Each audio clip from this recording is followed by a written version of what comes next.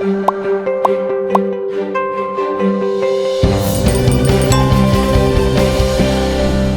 tarde, pessoal. Tudo bom? Eita, tô cega.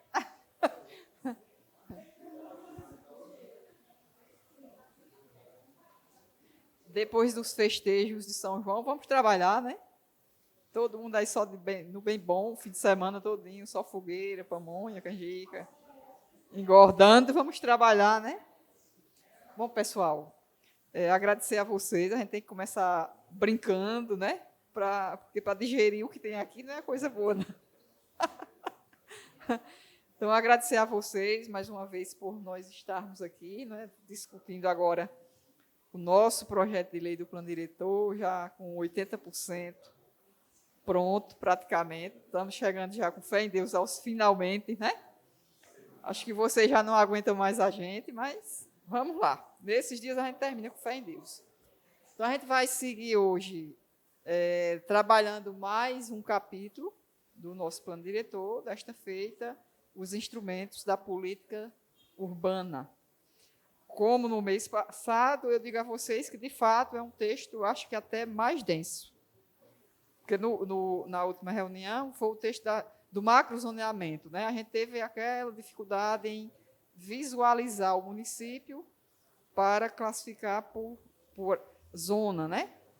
Porém, agora a gente vai tratar com algo mais denso, porque são instrumentos que, na verdade, são previstos lá no Código Civil e que estão lá no Estatuto da Cidade, que devem estar no plano diretor. Então, é algo ainda talvez mais denso para quem não é da área, área jurídica e, lamentavelmente, não tem como a gente mudar, né? Porque tem que estar no plano diretor. E vamos lá. Já vimos na semana passada, eu pensei já em discutir com o pessoal da Comissão de Gerenciamento e Planejamento, até para, quem sabe, aclarar mais lá, para ver se melhora aqui, né? Vamos lá, essa é a nossa tentativa. Então, a gente começa com um capítulo que é do parcelamento do solo urbano, o artigo 69, a gente está seguindo o projeto de lei, tem que lembrar disso, a gente não traz todo o projeto para facilitar, porque senão ia ser um calhamaço, está no meu pendrive, porém eu vou separando para ficar menos material para impressão, né? E não, a gente não está desperdiçando papel e tinta. Então, o capítulo 3 do parcelamento do solo urbano, artigo 69. O parcelamento do solo urbano poderá ser feito mediante loteamento, remembramento, desdobro, desmembramento e condomínios, nos termos das leis federais 6.766, de 1979, 4.591, de 16 de dezembro de 1964, 10.406, de 10 de janeiro de 2002, e 13.465, de julho de 2017. Observadas as disposições desta lei, da LUPA e das demais legislações municipais, estaduais e federais pertinentes. Claro que a gente não vai discutir aqui essas leis, porque isso aqui é só uma referência a elas. Quem tiver, quiser, né, se aprofundar, ver do que é que cada uma dessas leis trata, pode entrar lá no Google e pesquisar, tá? Mas a gente aqui não vai se deter a elas, porque é apenas uma referência de como é que vai acontecer o parcelamento do solo urbano, né? Parágrafo 1º. Considera-se loteamento a subdivisão de glebas em lotes destinados à edificação, com abertura de novas vias de circulação de logradouros públicos ou prolongamento, modificação ou ampliação das vias existentes. Então, vejam que aqui também é só um conceito do que é o loteamento que está sendo citado, né? Uma das formas de parcelamento do artigo 69. Parágrafo 2º. Considera-se desmembramento a subdivisão de gleba em lotes destinados à edificação, com aproveitamento do sistema viário existente, desde que não implique na abertura de novas vias e logradouros públicos, nem no prolongamento, modificação ou ampliação dos já existentes. Vejam que há uma diferença entre o desmembramento do loteamento. O loteamento é algo maior, né, que a gente conhece, a gente vai visualizando os loteamentos. Acho que Arnaldo mora num aqui, né, Lagoa Seca. Então, é só a gente visualizar esses elementos que tem aqui para facilitar o entendimento. O desmembramento não é um loteamento, é algo menor do que o loteamento. Tá? 3. Considera-se lote o terreno servido de infraestrutura básica cujas dimensões atendam aos índices urbanísticos definidos neste plano diretor e nas leis específicas de ordenamento do uso e da ocupação do solo das macrozonas para a zona em que se situa. Vejam que no mês passado a gente definiu, aqui ficou aprovado, que um lote, lembrando, aqui ele está tratando, né, do que é o lote, atenda aos índices urbanísticos, lembram que a gente aprovou aqui, que o lote aqui vai ficar com 8 por 20, né, ou seja, 160 metros quadrados, só para ir relembrando o que a gente já conseguiu avançar nesse sentido, né? E que o lote aqui, de acordo com o que está sendo colocado, ele tem que ser servido de infraestrutura básica. Então, não pode alguém, como a gente lamentavelmente tem essa realidade do município, de pessoas que abriram alguns loteamentos aqui e não fizeram, né, a infraestrutura mínima necessária, que também ficou definido no mês passado aqui, o que nós aprovamos, que tem que constar, né, tem que ser feito no loteamento para poder ser vendido os lotes a quem tiver interesse, né, de linha de água, energia elétrica e pavimentação. Acho que vocês estão lembrando disso, quem estava presente. Considera-se chácara urbana a gleba não parcelada localizada nas macrozonas urbanas. Alguém aqui poderia lembrar, dar um exemplo? Na nossa cidade tem alguma chácara urbana que a gente vê? Ou não tem? Sim, não é? Uma das, né? Temos aqui Anivaldo Ribeiro, né?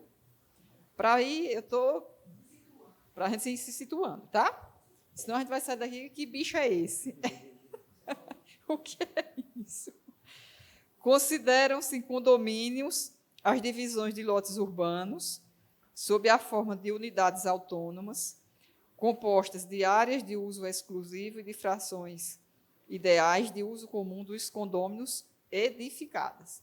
Então, veja, há uma diferença entre loteamento e condomínio, porque o loteamento ele é algo mais aberto e o condomínio é fechado. A gente tem aqui os condomínios de Jardim Bianco, é o Residência Privê, os Atmosferas, então, é algo particular, restrito.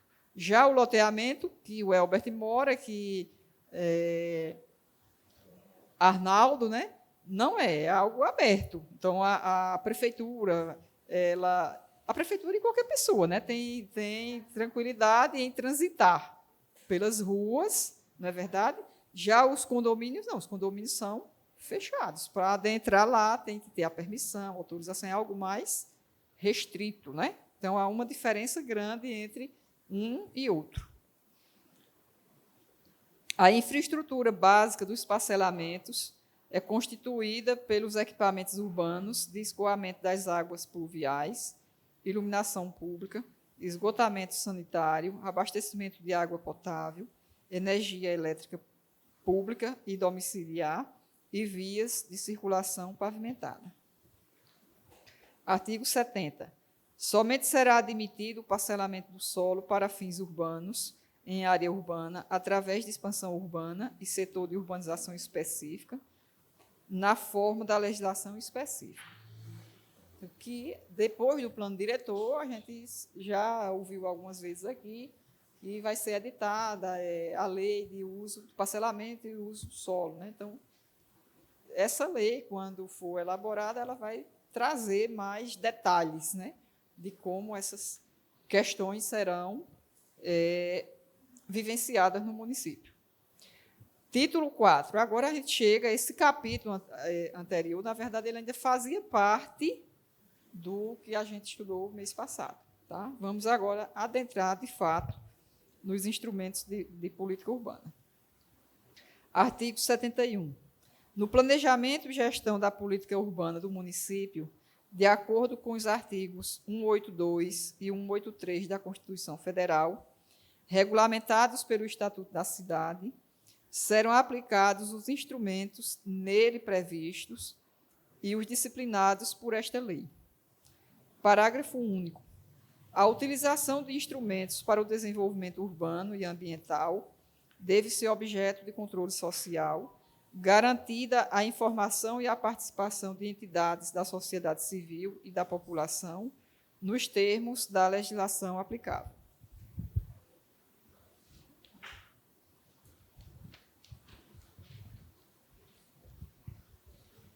Artigo 72. Os objetivos dos instrumentos de gestão e política urbana no município são: ofertar equipamentos urbanos e comunitários, transporte e serviços públicos adequados aos interesses e necessidades da população e às características locais. 2. Ordenar e controlar o uso do solo e a expansão urbana. 3. Promover a regularização fundiária e a urbanização de áreas ocupadas por população de baixa renda, mediante o estabelecimento de normas especiais de urbanização, uso e ocupação do solo e edificação. 4. Adequar os instrumentos de política econômica, tributária e financeira e os gastos públicos aos objetivos do desenvolvimento urbano sustentável. 5. Proteger, preservar e recuperar o meio ambiente natural e construído, o patrimônio cultural, ambiental, histórico, artístico, paisagístico e arqueológico. 6. Promover a audiência do poder público municipal e da população interessada nos processos de implantação de empreendimentos ou atividades com efeitos potencialmente negativos sobre o meio ambiente natural ou construído, o conforto ou a segurança da população. 7. Promover o desenvolvimento das funções sociais do espaço urbano, de forma a garantir o bem-estar de seus habitantes. 8. Garantir que a propriedade urbana atenda às exigências fundamentais de ordenamento da cidade expressas nesta lei para cumprir a função social. 9. Garantir que o proprietário do solo urbano não edificado, subutilizado ou não utilizado, promova seu adequado aproveitamento para efetivo uso social da terra, utilizando, se for o caso, a desapropriação do imóvel. Então, veja que os objetivos dos instrumentos de gestão da política urbana, eles visam, na verdade, que se tenha uma cidade, não é, ordenada, que cumpra com a função social da propriedade, entendendo aqui que a propriedade, essa função social, tanto é das terras, que a gente por assim dizer, públicas e também privadas. Eu não posso, por exemplo, ter um lote ou uma gleba, não é? Dentro de uma cidade que esteja atrapalhando o seu desenvolvimento, porque isso foge da função social da terra, né, da propriedade. Então, na verdade, os objetivos desses instrumentos são de ordenar o crescimento da cidade, garantir a qualidade de vida da população e, lógico, isso passa por critérios que a gente vai ver daqui para frente, que, às vezes, não são populares, né? Não são populares, e que, muitas vezes, as gestões deixam de aplicar justamente para evitar até questões políticas, e a gente vai ver um a um. Artigo 73.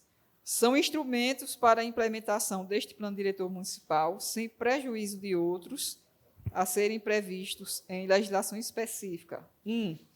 Os instrumentos de planejamento urbano, e 2. Os instrumentos de desenvolvimento, controle e gestão urbana. Então, vamos ver os dois, tá? Então, capítulo 1. Dos instrumentos de planejamento urbano, artigo 74. São instrumentos de planejamento urbano e integram o plano diretor: 1. planos setoriais e 2, planos e projetos especiais de urbanização. Artigo 75. Os planos setoriais elencados nos incisos, é 1 a 3, na verdade, está 1 a 4, deste artigo, instrumentos relativos às políticas públicas, projetos, programas e ações que deverão ser implementados pelo Poder Público Municipal a fim de efetivar os objetivos e diretrizes estabelecidos neste plano diretor. Quais são eles? O Plano Municipal de Mobilidade Urbana, que a gente aprovou como proposta, acho que vocês lembram, lá na nossa última audiência pública. 2, o Plano Municipal de Habitação e Regularização Fundiária, que a gente também aprovou como proposta a realização do Plano Municipal de Habitação. E 3, o Plano Municipal de Saneamento Básico, também foi aprovado como proposta na nossa terceira audiência pública. Então, estes 3 aqui são os planos setoriais que foram aprovados por nós na audiência pública, né? Na última. Então, nesse plano de saneamento básico, ele vai tratar de questões relativas às águas pluviais, que a gente discutiu aqui, né, Mariana? Os resíduos sólidos. Então, é um plano bem abrangente, não é? Que não se resuma apenas em saneamento básico. A gente vê como se fosse só a questão de água, né? Mas não é. Parágrafo único. Outros planos setoriais que venham a ser elaborados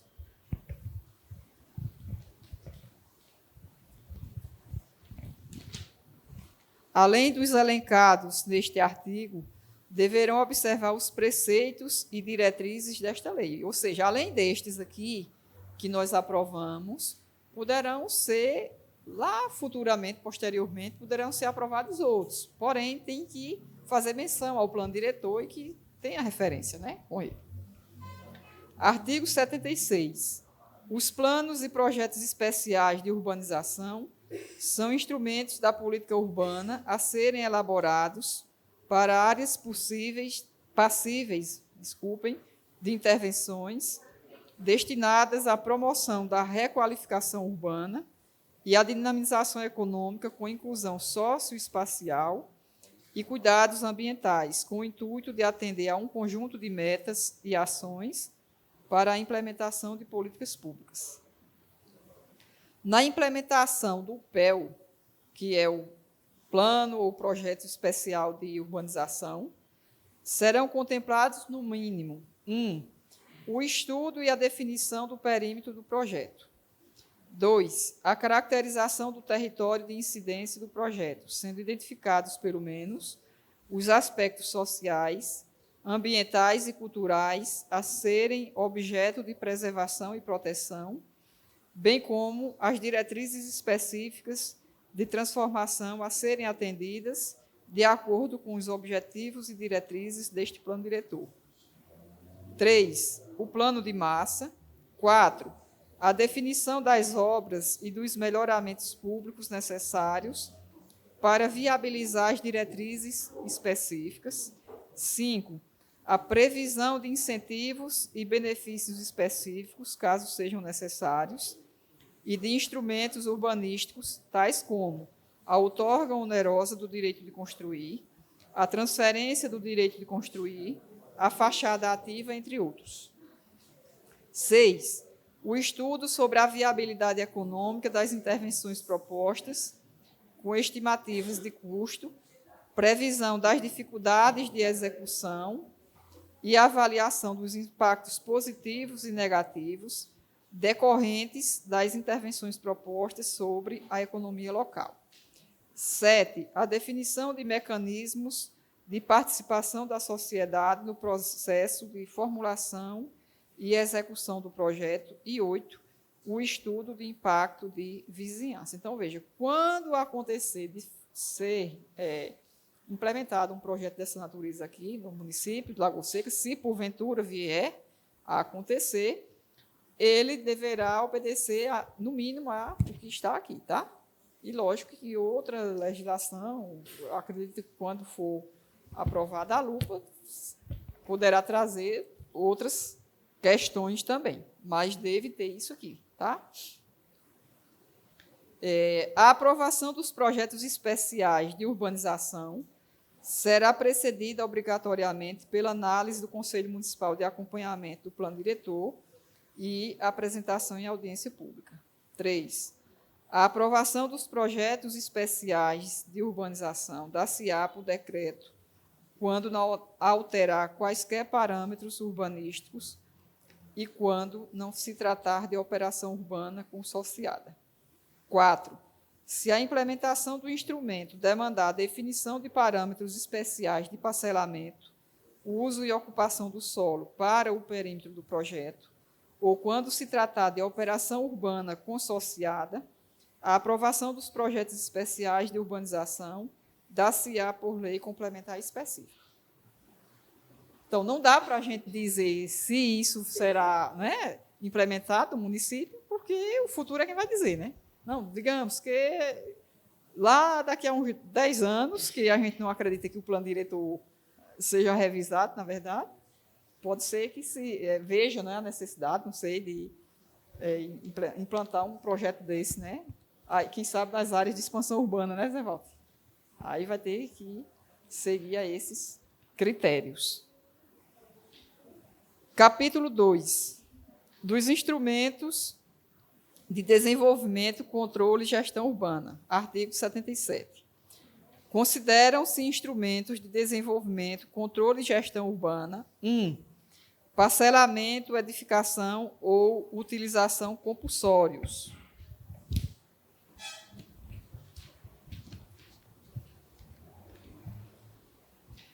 2. Imposto predial e territorial urbano progressivo no tempo. A gente depois vai ver cada um, tá? 3. Desapropriação com pagamento em títulos da dívida pública. 4. Direito de preempção. 5. Outorga onerosa do direito de construir. 6.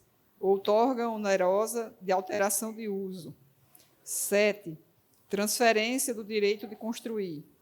8. Operação urbana consorciada. 9. Incentivos fiscais. 10. Consórcio imobiliário. 11. Fachada ativa. E 12. Estudo de impacto de vizinhança. Parágrafo 1º. Os instrumentos de desenvolvimento, controle e gestão urbana contidos neste artigo regem-se segundo legislação própria, observadas as disposições desta lei. Artigo 2º. Parágrafo 2º. Os instrumentos previstos neste artigo que demandem dispêndio de recursos pelo poder público municipal devem ser objeto de controle social, garantida a participação de representações das comunidades, movimentos e entidades da sociedade civil por meio dos conselhos e comissões municipais. Vai pegar uma água, por favor.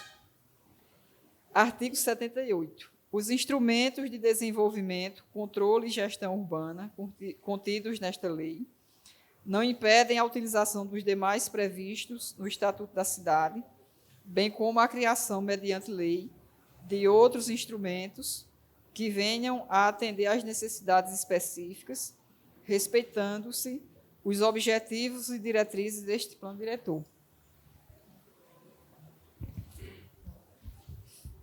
Agora a gente vai adentrar, tá? Sobre cada um deles. Seção 1. Do parcelamento, edificação ou utilização compulsória.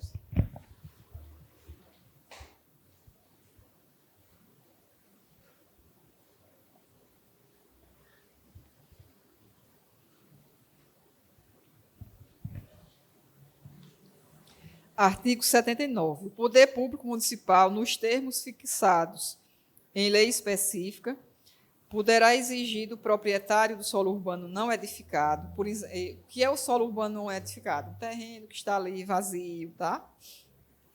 Subutilizado ou não utilizado, que promova seu adequado aproveitamento, sob pena de aplicação dos termos previstos na Lei Federal 10.257, que é o nosso Estatuto da Cidade. Referentes ao parcelamento, se for um terreno vazio, né, que esteja lá impedindo o crescimento da cidade, a edificação ou a utilização compulsórios. Também um terreno, não é só um terreno vazio. Digamos que a gente tenha, aqui em Lagoa Seca eu não vejo muitas casas, mas eu vejo muito em Campina, né? Aquelas casas antigas, prédios que estão lá abandonados. Então, aquilo ali, lógico que é um terreno, né, que está subutilizado, né? Ele está faltando com a sua função social. 2, ao imposto predial e territorial urbano progressivo no tempo. E 3, a desapropriação com pagamento mediante títulos da dívida pública. Então, pode acontecer de vamos parcelar, se é um terreno grande.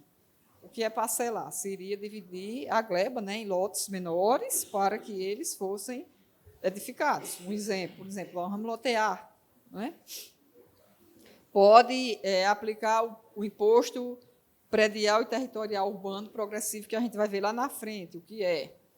E aí, por fim, desapropriar aquele terreno, né, e pagar para que o poder público possa fazer bom uso dele. Né? Artigo 80. O parcelamento, a edificação ou a utilização compulsória poderão ser aplicados nos imóveis não edificados, subutilizados ou não utilizados, conforme as zonas estabelecidas na Lei de Parcelamento do Solo Urbano, excetuando-se as áreas 1. Com função ambiental essencial, tecnicamente comprovada pelo órgão municipal competente. 2. Localizadas no setor especial de qualificação ambiental, conforme estabelecer a Lei de Parcelamento do Solo Urbano do município. 3. De interesse do patrimônio cultural, histórico, artístico, paisagístico e arqueológico ou ambiental. Então, se a gleba estiver, né, encravada num desses 3 incisos aqui, né, em áreas que digam respeito a um desses 3 incisos, está livre. Né? Porém, se não tiver, então, o poder público pode se utilizar do instrumento necessário para tornar aquele espaço, né, propício, né, à utilização, seja para a construção de um equipamento público, ou seja, como eu falei anteriormente, a depender do que ser parcelado, né, dividido em lotes, e, enfim, para que ele possa atender às funções sociais da propriedade.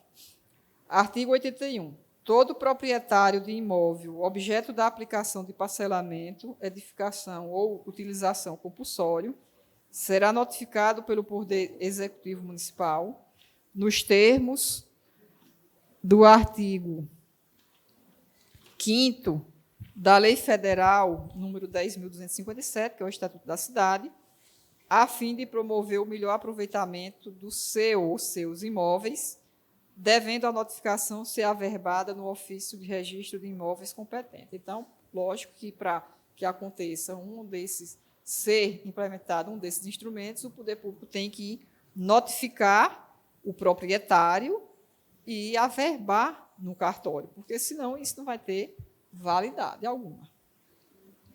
Parágrafo 1º. No prazo máximo de 1 ano, a partir do recebimento da notificação, o proprietário deverá protocolar pedido de aprovação e execução de parcelamento ou projeto de edificação. Então, com 1 ano, por exemplo, o prefeito ou a prefeita, né, vai me notificar.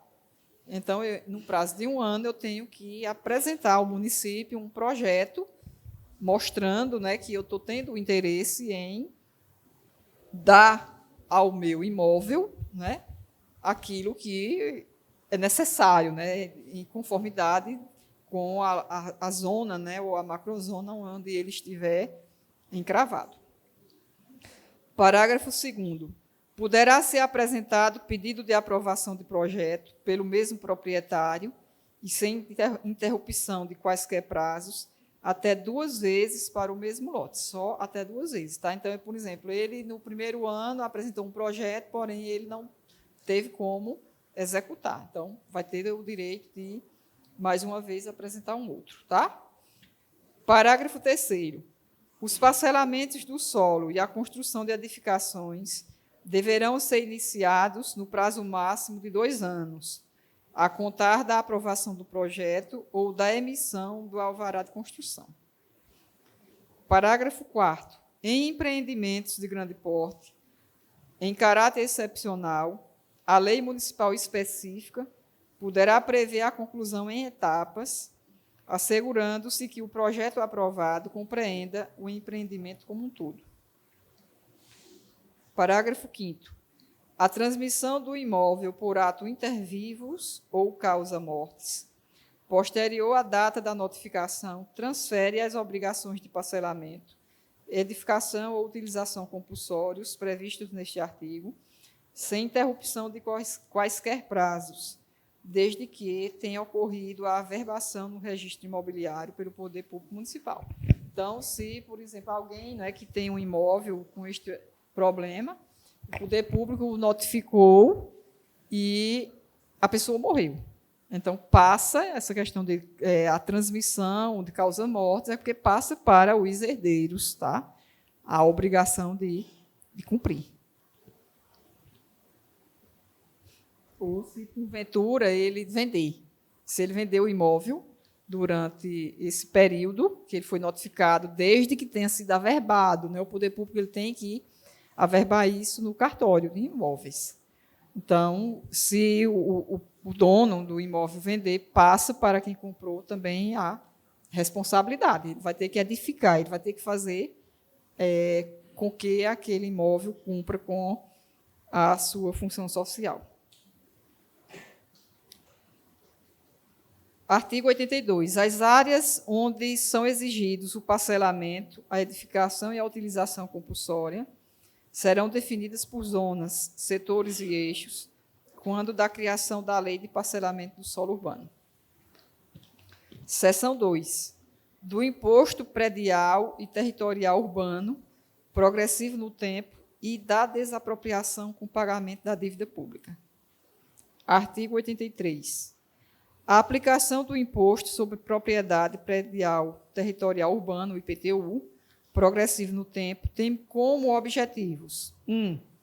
Cumprimento da função social da cidade e da propriedade por meio da indução da ocupação de áreas vazias ou subutilizadas, onde o plano diretor considerar prioritário.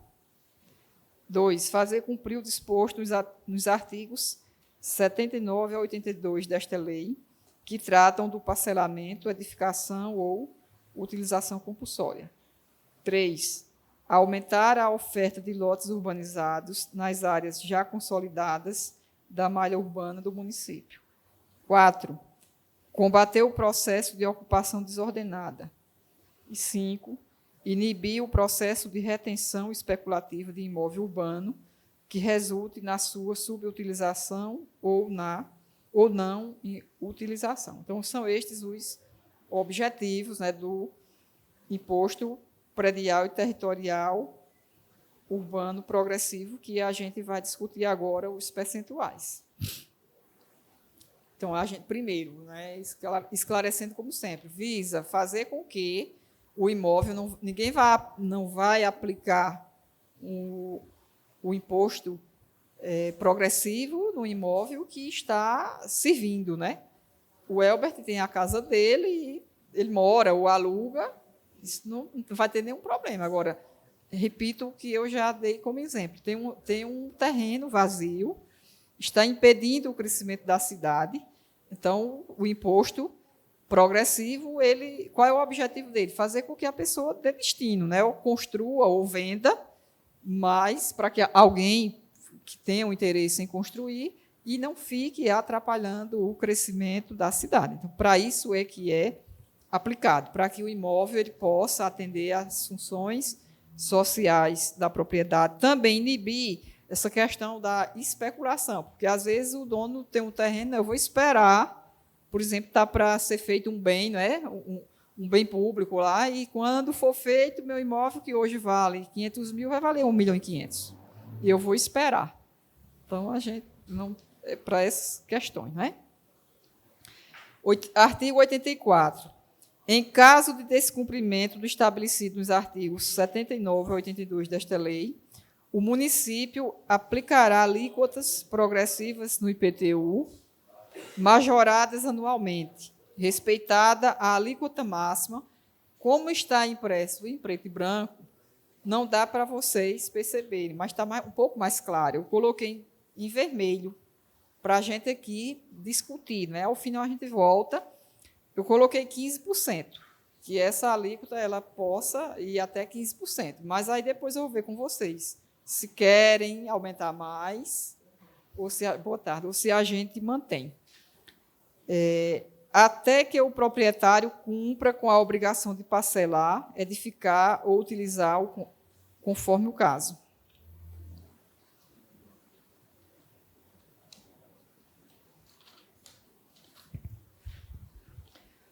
Parágrafo 1º. A gradação anual das alíquotas do IPTU progressivo no tempo se dará da seguinte forma. Também está em vermelho, tá? Inciso 1, 3% no primeiro ano. Então, no fim, eu vou voltar para a gente ver se a gente mantém isso, o que é que vocês aprovam, ou se aumenta. Tá? Seria aqui majorar o IPTU da pessoa. A pessoa tem um terreno vazio ou uma casa que está lá sem uso, né? E o imposto progressivo é isso, o IPTU progressivo. É fazer com que ela tire do bolso, né?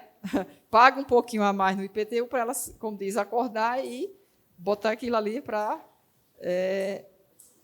funcionar, como diz. Né? Então, a gente aqui está propondo 3% no primeiro ano, o valor do IPTU dela ser majorado, além do que o das outras pessoas. Né? No segundo ano, que é o inciso 2, 6% no segundo ano. Inciso 3, 9% no terceiro ano. Inciso 4, 12% no quarto ano.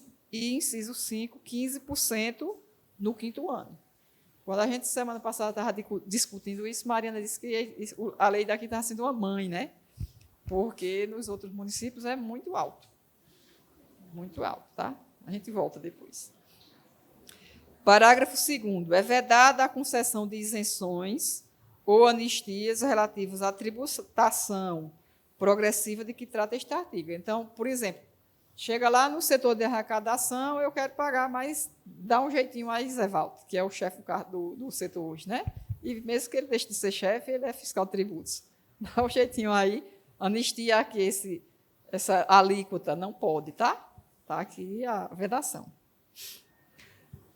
Parágrafo 3º. A transmissão do imóvel por ato inter vivos, ou seja, vender a alguém, repassar o imóvel, né, para outrem, ou causa mortes, que morreu e os herdeiros vão assumir, tá?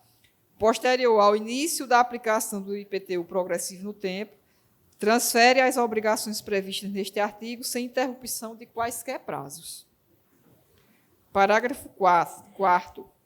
A progressividade das alíquotas poderá ser interrompida antes da conclusão do processo de desapropriação, mencionado no parágrafo 1º desse artigo, retornando ao lançamento da alíquota livre da progressividade, caso seja cumprida a obrigação mencionada no artigo 81, por meio de processo administrativo específico, sem prejuízo da progressividade, até que tenha sido efetivamente comprovada no referido processo, conforme o caso, a obrigação de 1.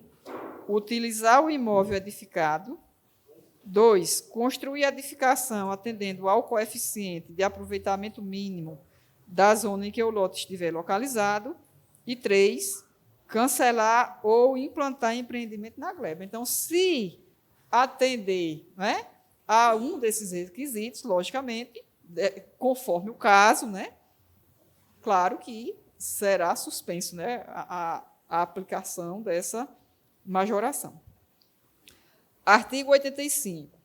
Decorridos os 5 anos de cobrança do IPTU progressivo no tempo, sem que o proprietário tenha cumprido a obrigação de parcelamento, edificação e utilização do imóvel, o município poderá proceder à desapropriação do imóvel com pagamentos em títulos da dívida pública, mediante condições definidas na lei específica e baseadas no artigo 8º da Lei Federal número 10.257, que é o Estatuto da Cidade. Então, vejam que esse instrumento aqui ele está, logicamente, fundamentado no Estatuto da Cidade. Vocês querem discutir esses percentuais agora ou deixa para voltar depois? Melhor agora? Depois. Então, primeiro, o que é que vocês acham? 15% está bom? Ou está baixo, ou está alto? O que é que vocês acham? Então, vamos fazer o seguinte. Vânia está se posicionando. Quem for favorável a manter até 15%, né? O máximo 15%, levante a mão. Pronto, então 15% já está aprovado, né? Então, conforme a gente colocou aqui, 3% no primeiro ano, 6% no segundo, 9% no terceiro, 12% no quarto e, por fim, 15% no quinto, que é quando o sujeito não fez nada. Tem 5 anos, né? De acordo com esses percentuais, vocês acham que a gente deveria alterar ou permanecer com eles? Quem for favorável, levante a mão. Beleza, então 3% no primeiro ano.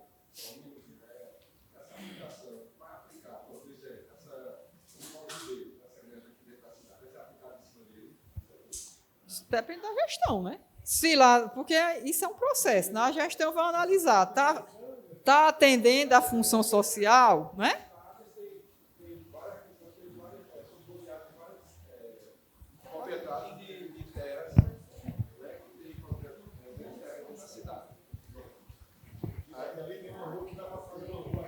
Porque impede o crescimento da cidade, né, na verdade, né? As Sim. vias não podem ser abertas diante dessas questões. Aí já vão ser aplicadas depois dessa lei. Não é agora, né? O plano diretor está previsto aqui, mas ele está sempre levando lá para a lei de uso e ocupação do solo. Isso. Pronto, é isso que eu estou colocando, para não colocar uma coisa Sim. quando for ser aplicado, né? Nós temos essas questões, não? Nós temos aí, pronto, exemplo, o Colégio do Marista, que foi colocado à venda. Sim. Né? Sim. Né? Então, quando for... Nós temos João Ribeiro ali, que isso, também... quando for editado... Nós temos aqui Luiz Leal aqui. Sim, nós vamos citar aqui, nós temos várias questões... A Granja Mariama, né? A Granja Mariama. Temos o Lado Sagrada Face também aqui, que é tudo dentro da cidade. Sim. Agora, aqui também, essa assunto que eu falou, em relação ao que está sendo utilizado, é o que não está. Exato. Tem, sim, mas sendo utilizado socialmente e que tenha um benefício para a cidade. Não atrapalha o desenvolvimento. Né? Pronto, aí Anivaldo Ribeiro está utilizado, mas para bem particular dele. Não está em benefício. Qual o benefício que traz para a cidade? Qual o benefício que traz para o município? Quer dizer, impede o desenvolvimento. Né? Tem que chegar um momento que tem que expandir. Exatamente. Agora, vejam bem, o que eu sempre digo a vocês, o plano diretor, ele não é não tem autoridade, exatamente, o plano diretor não é um órgão da gestão, ele é apenas um instrumento de planejamento, né? Então, que ninguém saia daqui dizendo que o plano diretor vai obrigar a e B, C e D fazer isso ou aquilo. Aqui são os instrumentos que estão previstos no Estatuto da Cidade, que a gente está colocando aqui, tá? E que está ficando bem claro que eles vão ser tratados através de lei específica, cada um deles, né? Para que regulamente, de fato, como é que isso vai acontecer. E eu tenho certeza absoluta que uma das leis será a lei de parcelamento e uso e ocupação do solo. Então, nela, e vejam que está fazendo-se referência em quase todos esses instrumentos a ela, não é? É onde vai dizer, por exemplo, lá, vai dizer que essas propriedades ou as casas que estão sendo... o imóvel, né? Não vai dizer casa. O imóvel não edificado, não parcelado ou subutilizado, que esteja encravado aqui, na área, no centro da cidade. Um exemplo, estou dando um exemplo, não sei se vai acontecer dessa forma o artigo, né, lá da lei. Então, deverá passar por isso, isso e isso. Aí, está na lei, já vai aplicar se a gestão quiser. Se não quiser, vai ficar na lei, guardada no armário. Exatamente. É. Perfeito.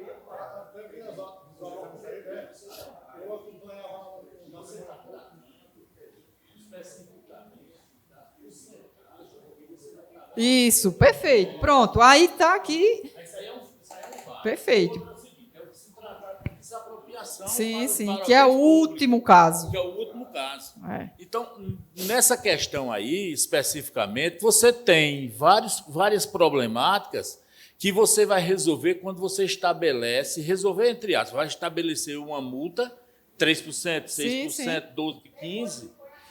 E aí, após isso, a depender da gestão, seja lá quem for, isso aí toda a vida houve. Por exemplo, a lei da desapropriação, ela sempre existiu. Por quê? Porque a desapropriação ela é uma lei que ela é superior, está entendendo? Porque trata-se dos interesses públicos. Exatamente. Então, por exemplo, você quer desapropriar uma área porque você quer passar uma estrada, a prefeitura desapropria sim, ela tem meios legais para isso. Agora, o que ela normalmente não faz, e isso aí todo mundo sabe, é comprar determinadas brigas políticas que serão brigas eternas, né? Porque, por exemplo, você vai desapropriar. Vou dar um exemplo aqui. Luiz Leal. Luiz Leal talvez não tenha nem tanta força mais política hoje. Mas, digamos, você vai desapropriar Luiz Leal. Quer dizer, ele vai entrar na justiça, vai ser meio diminuído, ele com 90 e tantos anos. Ou seja, vários fatores. Embora, no fundo, a prefeitura ganha. O ente público, ele ganha sempre. O camarada é besteira pensar que briga com prefeitura ou Estado ou governo federal e vai ganhar, não. Mas realmente são brigas que normalmente os prefeitos evitam. Porque aí você dá palco para a oposição, dá palco para A, para B ou para C. E nesse caso aí, não. Nesse caso agora, Aparecida, é que a gente está vendo o quê? Não, se você não utiliza em um ano, você vai pagar 3% a mais. Isso. Se você não utiliza 2 anos, 6%. Vai ter que ser. Depende dos gestores, né? Vai não, se ela for aprovada.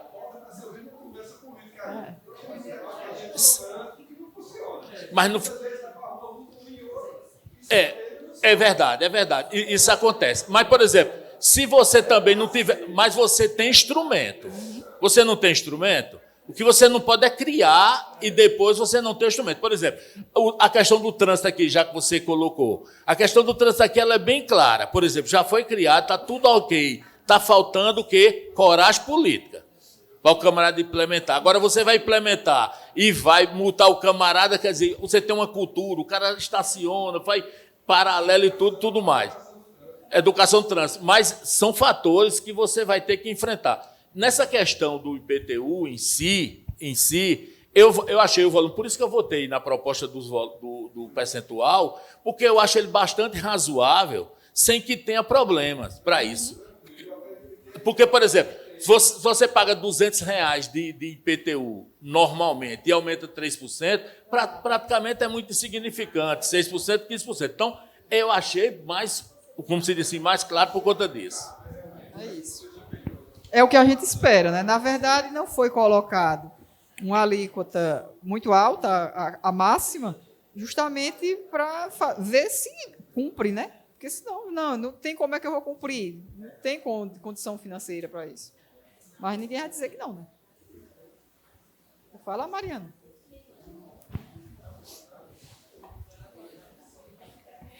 Só para fechar o raciocínio, que como a Aparecida falou,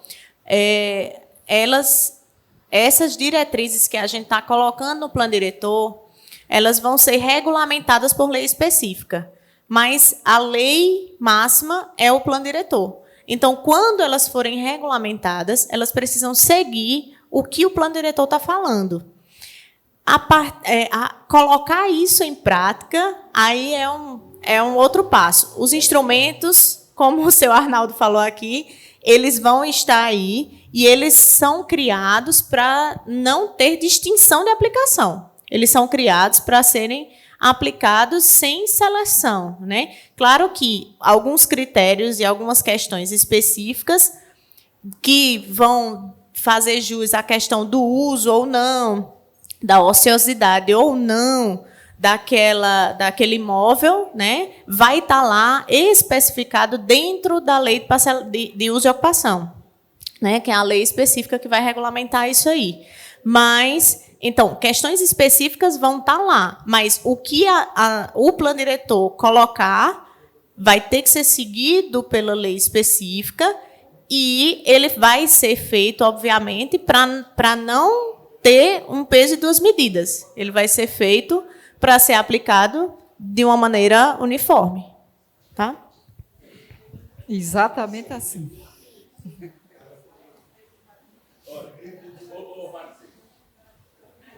O professor Equivaldo está falando o seguinte, ele chamou uma questão bem interessante. Ele disse o seguinte, que Enivaldo Ribeiro é zona rural, Luiz Leal é zona rural, então isso aí já não pega.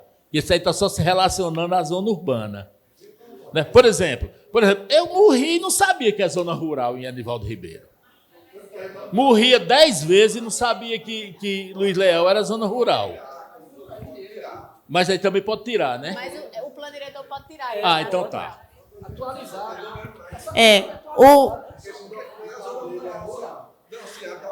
Zé Walter está falando que a documentação é rural. Não é isso, Zé? Ele tem ITR, ele não tem IPTU, ele tem ITR, né? Mas o plano diretor ele tem o poder de redefinir zonas. Então, quando ele tem o poder de redefinir zonas, ele pode, se ele quiser, transferir aquilo que antes era considerado rural, o plano diretor. O plano diretor pode definir, né, que uma zona que antes era considerada rural, agora passe a ser urbana. E, a partir dessa delimitação, aí tem que se transferir os impostos também. Mariana, e foi aprovado o mês passado, essas Exatamente. áreas que estão sendo citadas estão aqui dentro. Está no perímetro urbano.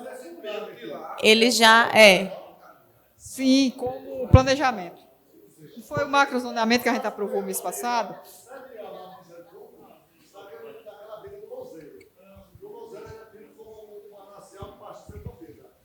Morreu primeiro, segundo, terceiro, quarto, já vai do quinto descendente. E até hoje ainda não resolveram. É a mesma questão do curtume dos motas, ali no Parque da Criança. Está lá construído pela prefeitura, mas ainda acontece a briga na justiça. Tá. Todo juiz que pega desiste. Mas essa questão aí que está na justiça, talvez, claro, eu não tenho conhecimento do processo de lá, mas seja para pagar a indenização. Porque, veja, a gente vai chegar no último instrumento, que é justamente a desapropriação.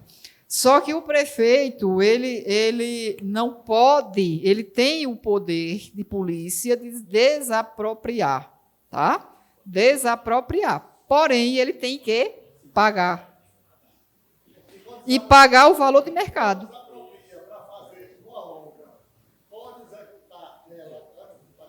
Sim, porque quando ele edita o decreto de desapropriação e ele paga, ele pode.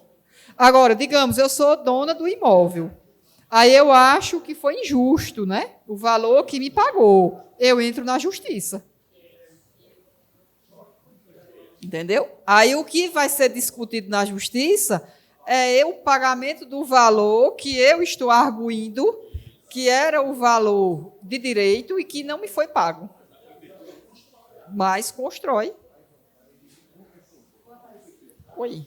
Exemplo, aquele nosso exemplo aqui, quando o bola desapropria. Sim. Isso até hoje, né? Não, receber. Pois é. Mas fizeram isso aqui. Construíram Pode, com certeza. Porque é o direito público que ele prevalece sobre o particular. Tá? Vamos lá, a gente pode seguir ou querem? Alguém quer mais? Seção 3, do direito de preempção. Essa palavra bem estranha, preempção nada mais é do que o direito de preferência. Direito de preempção, direito de preferência, tá? Então, O artigo 86. O poder público poderá exercer o direito de preempção, ou seja, de preferência, para aquisição de imóvel urbano, objeto de alienação onerosa entre particulares, nos termos dos artigos 25 a 27 da Lei Federal, Estatuto da Cidade. Então, para deixar mais claro para vocês o que é um direito de preferência, que aqui está tratando-se do poder público, mas isso acontece também entre os negócios realizados entre particulares. Exemplo, eu tenho um terreno ou uma casa e vendo ao Elbert. E é colocado no contrato de compra e venda uma cláusula dizendo que eu tenho o direito de preferência, se ficar acordado entre as duas partes, tá certo? Então, se o Elbert, daqui a 2 anos, for vender aquele imóvel, sendo colocado essa cláusula no contrato, antes de vender a outra pessoa, ele tem que me consultar se eu tenho o interesse em recomprar, no caso, certo? Se eu tiver o interesse em recomprar o imóvel que eu vendi ao Elbert, eu vou pagar pelo valor que estiver valendo na época. Se eu não tiver o dinheiro, aí ele pode tocar para frente. Então, isso é chamado de direito de preferência ou esse nome esquisito de preempção, tá? Então, no caso aqui do poder público, o que é? George está vendendo um terreno. É isso que está querendo dizer aqui nesse artigo. George está querendo vender um terreno e o Elbert é o prefeito da cidade de Lagoa Seca. Então, o Elbert pode, enquanto prefeito, usar o direito de preempção em comprar o imóvel dele, tá? Sem que ele venda à Vera. Então, o município, tendo o interesse, ele pode exercer o direito de preempção em comprar o imóvel que George está vendendo, ao invés dele vender a Vera ou qualquer outra pessoa. Isso é só para aclarar para vocês. Não, mas ele pode exercer, enquanto poder público, isso, tá? O município tem o poder de exercer esse direito. Tá certo? Então, parágrafo único. Lei municipal delimitará as áreas nas quais incidirá o direito de preempção, enquadrando-as em uma ou mais das finalidades estabelecidas no artigo 26 do Estatuto da Cidade, e eu, inclusive, aqui, até anotei, para dizer a vocês quais são essas áreas. Então, o artigo 26 do Estatuto da Cidade. Vou ler para vocês. O direito de preempção será exercido sempre que o poder público necessitar de áreas para 1. Regularização fundiária. 2. Execução de programas e projetos habitacionais de interesse social. 3. Constituição de reserva fundiária. 4. Ordenamento e direcionamento da expansão urbana. 5. Implantação de equipamentos urbanos e comunitários. 6. Criação de espaços públicos de lazer e áreas verdes. 7. Criação de unidades de conservação ou proteção de outras áreas de interesse ambiental. E 8. Proteção de áreas de interesse histórico, cultural ou paisagístico. Então, nestes casos aqui, tá? O poder público ele vai poder sempre exercer o direito de preempção na aquisição de um imóvel de um particular que esteja vendendo, tá? Não é que agora... Não, então, o prefeito, ele pode, o Elbert, ter um terreno lá no fim do mundo, e não tem nada, a prefeitura, ela não tem nenhum interesse, está aqui desses elencados, e vai exercer o direito de preempção. Não é assim. Tá certo? Esses aqui. Porque, senão, aí o camarada iria, não, é meu adversário, então eu vou matá-lo. Ele só vende só a mim. A lei tem que ter esse cuidado, né? Senão os cabras fazem besteira por aí, viu, Arnaldo? Exatamente, Perfeito. Isso. Uhum. Não, exatamente. Isso. Perfeito. Artigo 87. Os proprietários dos imóveis afetados pelo direito de preempção serão notificados para que registrem a averbação quanto à preempção na respectiva matrícula do imóvel. Se não efetuar essa averbação na matrícula do imóvel, lá no cartório de registro de imóveis, não vai valer de nada. Tá certo? Tem que estar averbado. Parágrafo único. O município fará publicar em órgão oficial e em pelo menos um jornal regional de grande circulação edital de aviso de notificação recebida nos termos do CAPT e da intenção de aquisição do imóvel nas condições da proposta apresentada. Artigo 88. O proprietário deverá notificar sua intenção de alienar o imóvel para que o município manifeste por escrito seu interesse em adquiri-lo no prazo máximo de 30 dias, conforme previsto no artigo 27 do Estatuto da Cidade. Então, esse prazo aqui está estipulado lá no artigo 27 do Estatuto da Cidade, tá? 30 dias. Eu quero vender o imóvel que está nessa determinada área, notifica o município, ele tem 30 dias para dizer se compra ou não. Passados os 30 dias também, se não comprar, eu posso vender a José. Tá certo? Parágrafo 1º. A notificação mencionada no CAPT será anexada à proposta de compra assinada por terceiro interessado na aquisição do imóvel, da qual constarão preço, condições de pagamento e prazo de validade. Parágrafo 2º. Transcorrido o prazo mencionado no CAPT, sem manifestação, fica o proprietário autorizado, está vendo o que eu disse? A realizar a alienação. A alienação é venda, gente. A terceiros, nas condições da proposta apresentada. Parágrafo 3º. Concretizada a venda a terceiro, o proprietário fica obrigado a apresentar ao município, no prazo de 30 dias, cópia do instrumento público de alienação do imóvel. Parágrafo 4º. A alienação processada em condições diversas da proposta apresentada é nula de pleno direito. Parágrafo 5º. Ocorrida a hipótese prevista no parágrafo anterior, o município poderá adquirir o imóvel pelo valor de base do cálculo do IPTU ou pelo valor indicado na proposta apresentada, se este for inferior àquele. Então, o município vai comprar, ele vai comprar pelo valor, né, que é venal, o valor venal que é chamado, né, que é fixado, né, pelo setor de arrecadação. E se, por exemplo, a proposta, o valor da proposta foi inferior, claro que ele vai comprar pelo valor inferior, né, do que foi fixado. E se for superior, vai ser o fixado, que é o caso das brigas que existem na justiça quando dá desapropriação, porque o município paga o valor que é fixado, tem uma comissão, né, de permanente do município que fixa esses valores, que é denominada de comissão de avaliação de imóveis, tá? E o município paga e nem sempre o dono, claro, vai se satisfazer, né? Isso quando desapropria.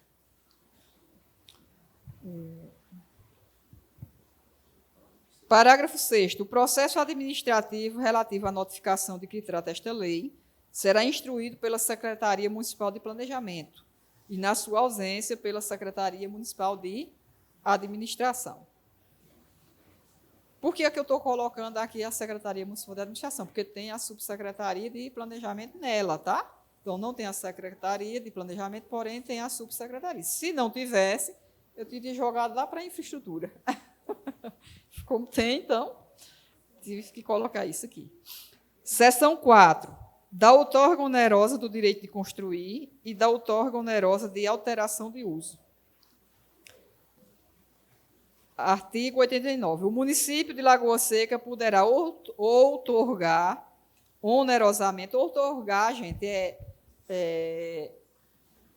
dá o poder da pessoa usar aquele bem de outra forma que ele está. Estou passando para Arnaldo algo que era meu. Por exemplo, eu poderia outorgar a Arnaldo vir para cá coordenar essa reunião. Outorgar isso, é passar para outrem a competência que é sua. Nesse caso aqui, a gente vai ver como vai acontecer.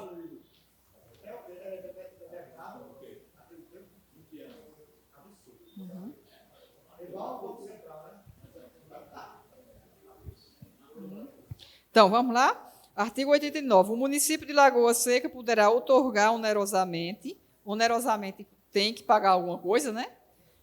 Em troca, como diz, o direito de construir acima do coeficiente de aproveitamento básico até o limite do coeficiente de aproveitamento máximo do terreno, determinados neste plano diretor ou na lei de parcelamento do solo urbano, mediante contrapartida a ser prestada pelo beneficiário, nos termos dos artigos 28 e 31 do Estatuto da Cidade e de acordo com a lei específica. Então, digamos que esteja na lei dizendo que determinada área poderá construir a 70%, um exemplo.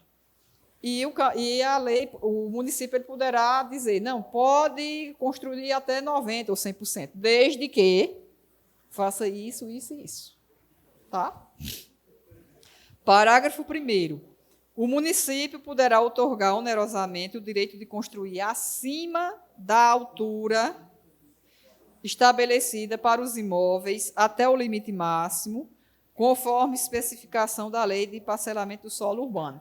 Aqui a gente não tem muito essa realidade, mas, por exemplo, uma cidade como São Paulo, né, que a construção vertical, os edifícios, né, tomam conta da cidade.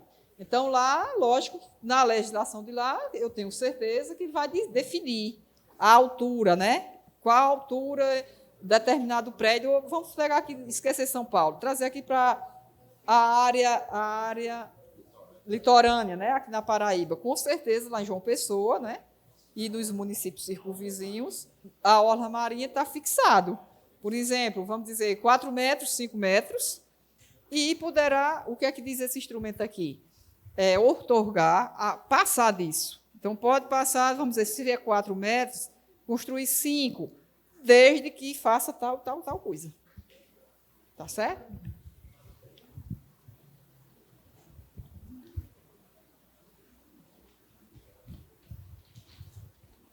Parágrafo 2º. A outorga onerosa do direito de construir, a que se refere este artigo, será regulamentada por lei municipal específica, que estabelecerá as áreas que poderão receber e as condições a serem observadas. Então, na lei do parcelamento e uso e ocupação do solo, com certeza vai tratar quais são essas áreas aqui em Lagoa Seca e até onde pode ir e o que é que o dono do imóvel tem que fazer, tá? Não vai ser tratado aqui no plano diretor, não. Artigo 90. A outorga onerosa do direito de construir poderá ser aplicada em áreas que vierem a ser indicadas em lei específica, observadas as disposições da lei de parcelamento do solo urbano e tendo como referência a capacidade da infraestrutura, a acessibilidade a equipamentos e serviços, a proteção ambiental e os vetores de crescimento da cidade, conforme disposto neste plano diretor.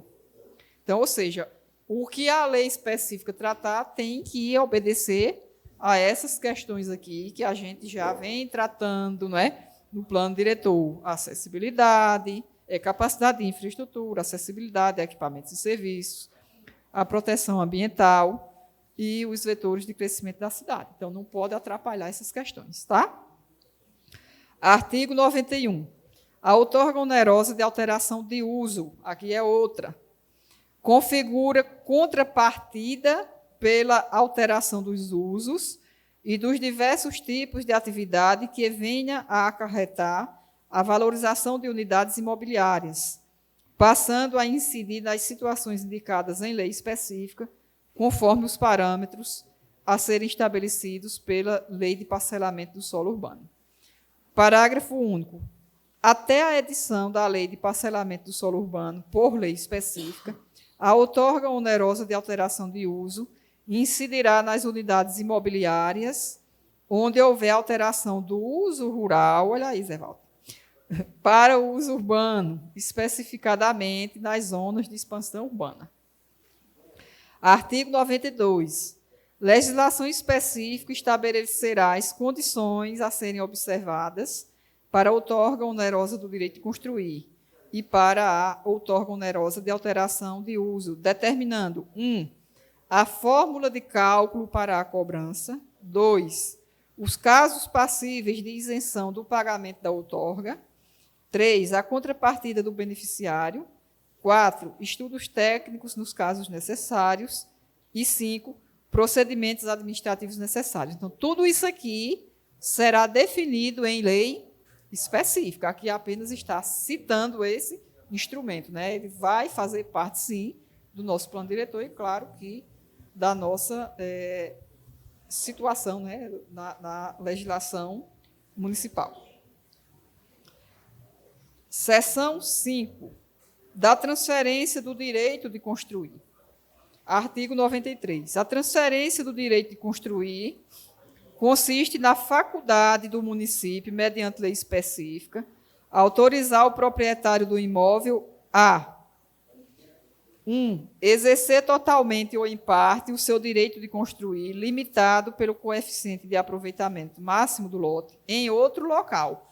Ou seja, gente, eu tenho um terreno em determinada área, porém eu quero, por exemplo, abrir um loteamento. Só que se for abrir um loteamento ali, não vai ter grande, não é, Mariana? Não vai ter grande repercussão para atrair os compradores. Então, eu posso, sim, mediante a autorização do Poder Público Municipal, fazer a transferência desse imóvel para uma outra localidade, por exemplo, próxima aqui aos condomínios, onde está, né, sendo efetuado aí esse serviço que tem se estabelecido no município. Tá? É isso aqui, dar ao proprietário de um imóvel a possibilidade de utilizar seu potencial construtivo em outro lote, ou vendê-lo, tá? Ou doá-lo ao poder público também. Tá? Então, 2, alienar total ou parcialmente o seu direito de construir mediante escritura pública, podendo ser aplicada em locais onde o coeficiente de aproveitamento máximo do lote o permite. É o que eu estou dizendo. Então, eu tenho um terreno aqui, quero fazer um empreendimento que não vai dar resultado e posso transferir isso para um outro local. Né? Parágrafo único. A lei específica referida no caput estabelecerá as condições relativas à aplicação da transferência do direito de construir. Tudo lá para a lei de uso e ocupação do solo, com certeza que vai ser muito robusta. Artigo 94. A transferência do direito de construir, conforme previsto no artigo 35 do Estatuto da Cidade, será autorizada somente para os seguintes fins. 1. Implantação de equipamentos urbanos e comunitários.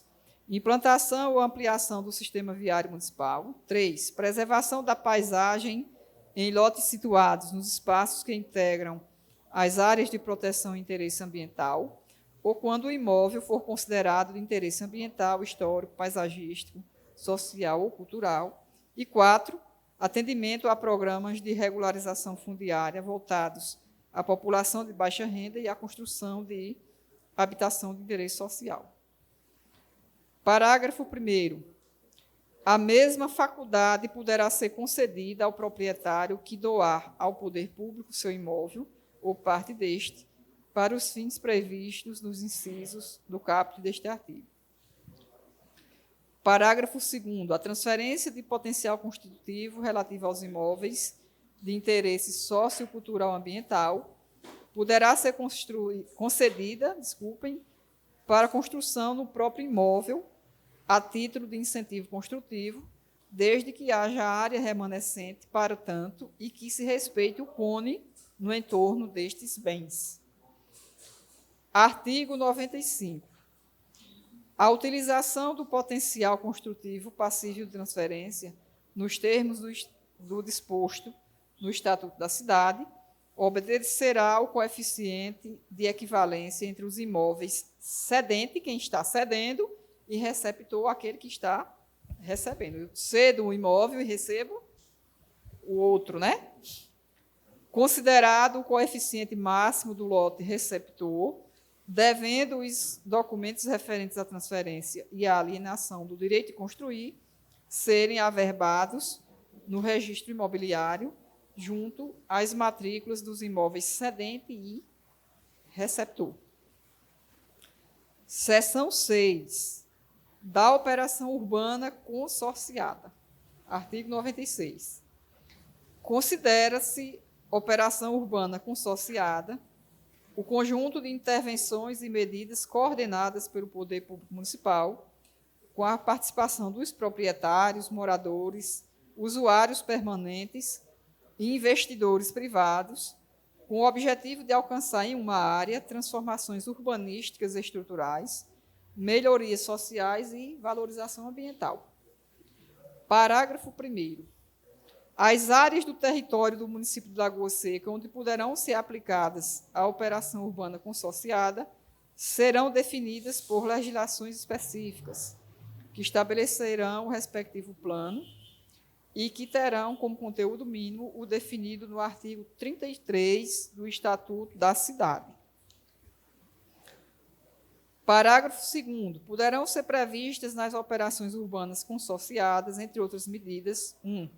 A modificação de índices e características de parcelamento, uso e ocupação do solo e subsolo, bem como alterações das normas edilícias, considerado o impacto ambiental delas decorrentes. 2. A regularização de construções, reformas ou ampliações executadas em desacordo com a legislação vigente.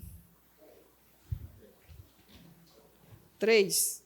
Concessão de incentivos a operações urbanas que utilizam tecnologias visando a redução de impactos ambientais e que comprovem a utilização nas construções e uso de edificações urbanas de tecnologias que reduzam os impactos ambientais e economizem recursos naturais, especificadas as modalidades de design de obras a serem contempladas. Eu trouxe aqui para vocês o artigo 37, tá? 37 não, aliás. 33, que trata dessa questão. Vou ler para vocês. Artigo 33.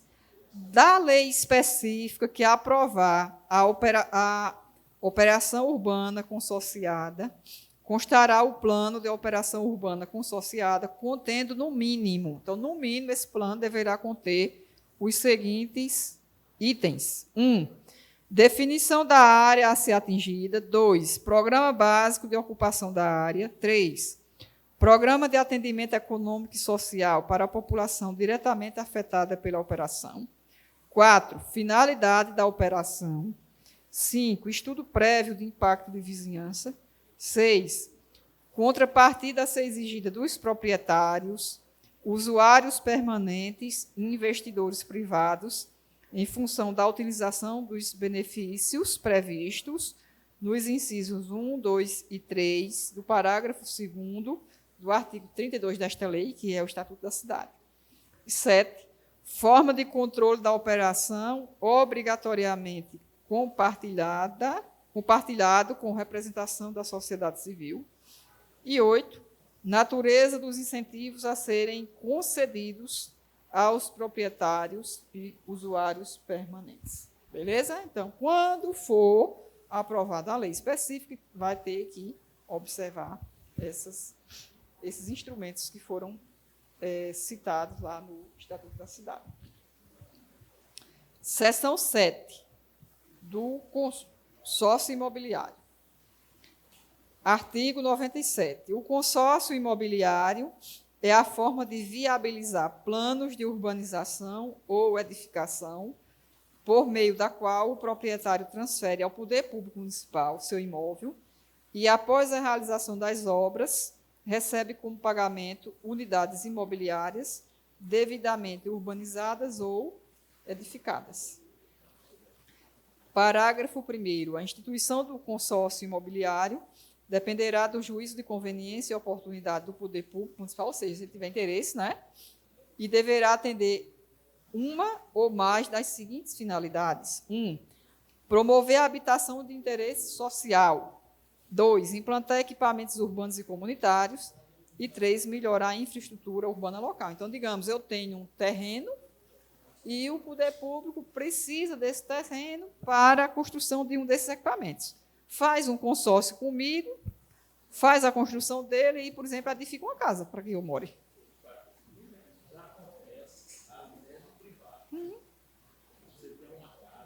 Sim.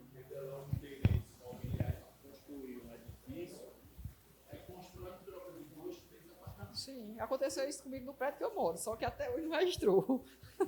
A dona do terreno está lá com o terreno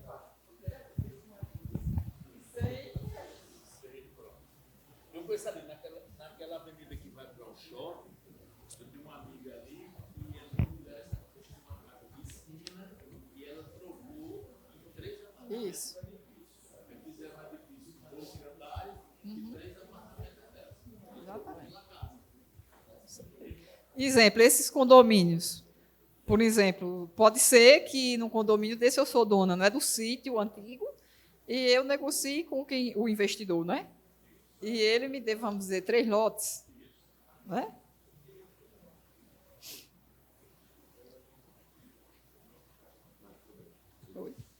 Parágrafo 2º, né? Parágrafo 2º. O valor das unidades imobiliárias a serem entregues ao proprietário será correspondente ao valor do imóvel, antes da execução das obras, observado o disposto nos incisos 1 e 2 do parágrafo 2º do artigo 8º do Estatuto da Cidade. Parágrafo 3º. O poder público municipal poderá facultar o proprietário da área atingida pela obrigação de parcelar, edificar, utilizar compulsoriamente ou que tenha sido objeto de regularização fundiária urbana, para fins de regularização fundiária, o estabelecimento de consórcio imobiliário como forma de viabilização financeira do aproveitamento do imóvel. Seção 8. Dos incentivos fiscais. Artigo 98. O município de Lagoa Seca, objetivando estimular investimentos com vistas à proteção do ambiente natural, das edificações de interesse histórico-cultural e dos programas de valorização do ambiente urbano, poderá conceder incentivos fiscais na forma de isenção ou redução de tributos municipais. Parágrafo 2º. Os benefícios tributários para atendimento aos objetivos do plano diretor poderão ser: 1. Isenções, 2. Reduções de base de cálculo e 3. Reduções de alíquota. Parágrafo 2º. Os benefícios e incentivos previstos nesta seção serão regulamentados em legislação própria. Seção 9, da fachada ativa. Estamos chegando ao fim, viu?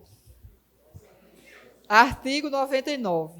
A fachada ativa é um instrumento de incentivo ao uso não habitacional no pavimento térreo, com acesso público direto ao nível do pavimento térreo, a partir do logradouro, sem obstáculos aos transeuntes, inclusive estacionamento e com previsão de acessibilidade universal.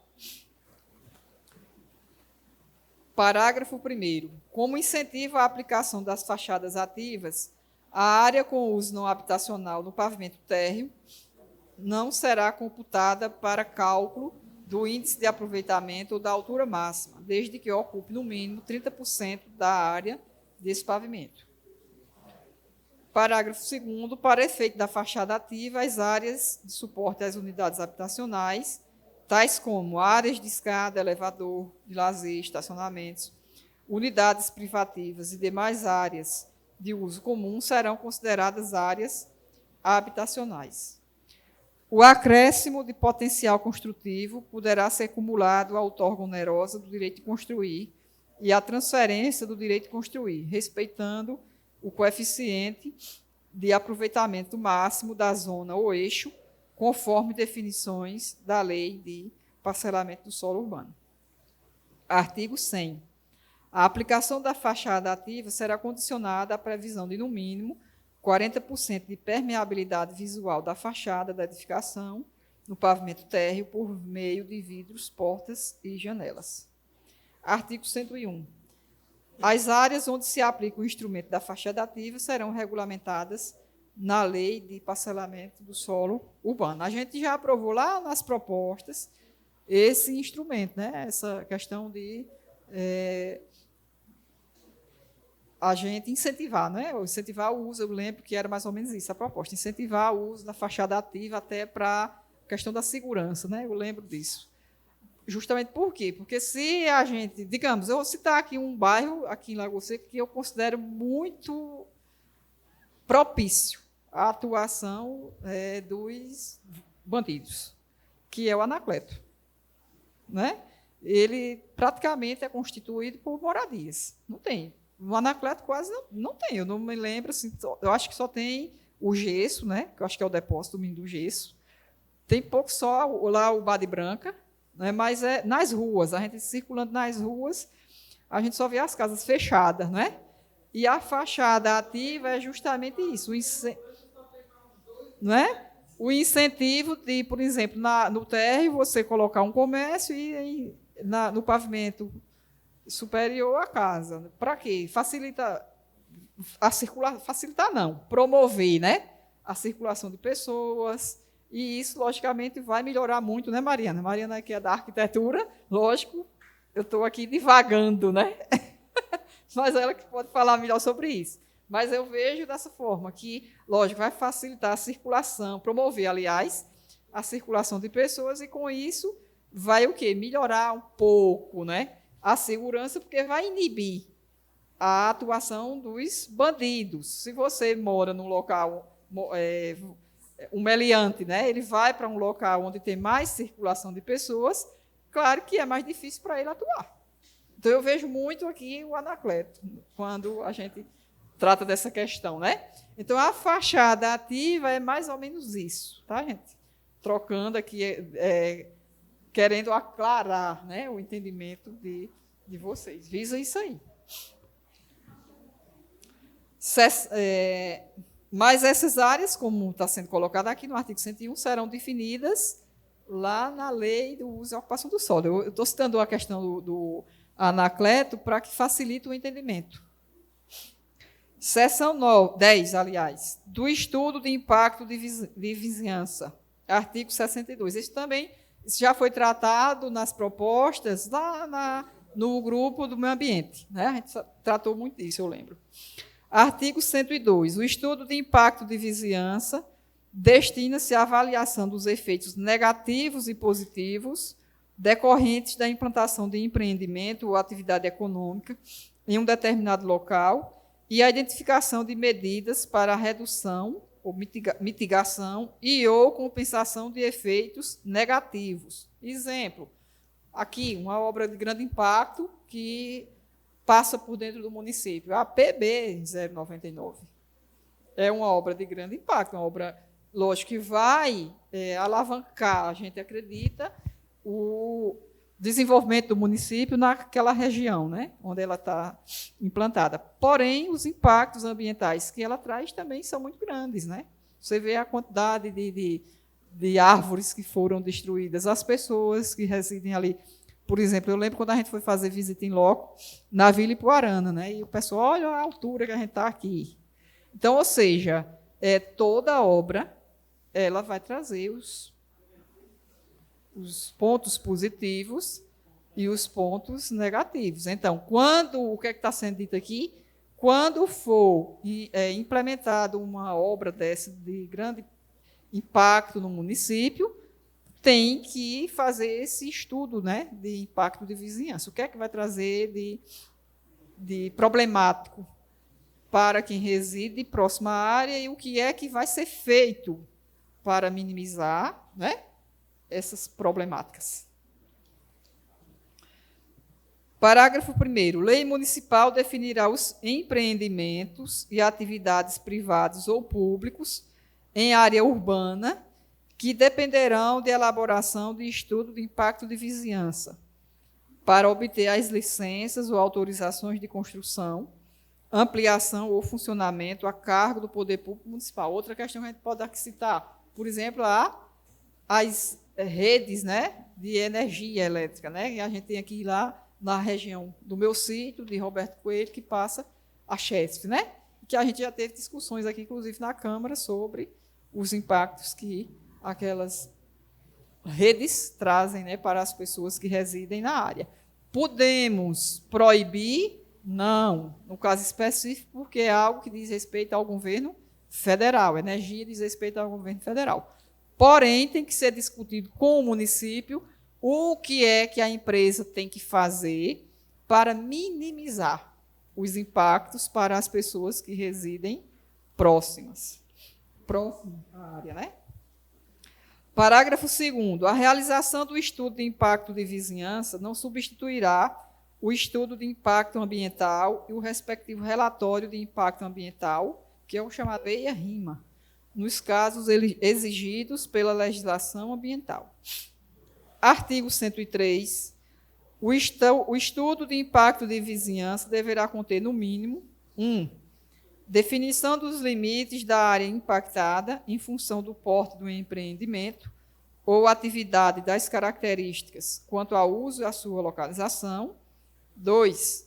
Avaliação técnica quanto às interferências que o empreendimento ou atividade possa causar na vizinhança, na infraestrutura de saneamento básico, no sistema viário, no meio ambiente, na paisagem e no bem-estar da população. E 3, por fim, descrição das medidas mitigadoras dos impactos negativos decorrentes da implantação do empreendimento ou atividades e seus procedimentos de controle. Então, vejam, gente, que esse capítulo que a gente hoje se debruçou sobre ele é, como eu disse no início, ele é um tanto quanto denso ou até difícil de digerir. Eu tentei ao máximo ir aclarando, né? Porque acredito eu que a grande maioria das pessoas que estão aqui talvez esteja ouvindo pela primeira vez, né, falar sobre esses instrumentos. Mas eles têm que estar previstos no plano diretor, sim, porque, na verdade, o que eles visam? Eles visam, muitas vezes não, na verdade, eles visam coibir, né? Coibir o uso dilacerado, desorganizado, sem ordenamento do solo onde a gente vive. E visam também ordenar o crescimento da cidade de forma a garantir o bem-estar, o bem-estar da população, que é o foco, né, principal. E, lógico, também o meio ambiente. Então, veja que foram vários instrumentos que a gente citou. Recomendo até que vocês estão levando o material e, desde o primeiro dia que a gente começou a discutir, que eu sempre disse aos meninos, eu acho pertinente que a gente entregue para que as pessoas possam levar para casa, ler, não é? E depois até voltar, tirar alguma outra dúvida, estudar mais sobre o assunto, até para que lá na frente, se porventura, quando o plano diretor for aprovado, alguém se vê, vamos dizer, ofendido com a aplicação de um instrumento desse, se for falar com o Elbert, com o Roberto Coelho, com o Arnaldo, não, foi feito desta forma, por isso, isso e isso. Porque aqui está visando o quê? O bem-estar da coletividade. Talvez lá na frente, quando isso e a gente espera que de fato seja efetivado, seja aplicado pelos próximos prefeitos, está visando o quê? A coletividade. Mas é claro que alguém será afetado e vai achar que vai estar sendo perseguido. E todos nós temos a obrigação de dizer o contrário.